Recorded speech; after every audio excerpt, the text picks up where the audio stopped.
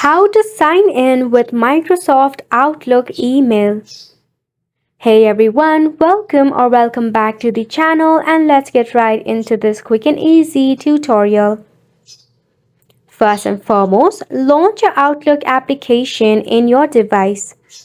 Then go ahead and click on Create New Account. If you already have an email that is linked to your Microsoft Outlook, click on the Login or Add Account option. To begin with, go ahead and type in an email address to associate with your Outlook. Then click on the Next button. Go ahead and enter the password for your account. Once you have entered your password, click on the Next button. Then enter your name. Click on Next once done. Then select your country and date of birth.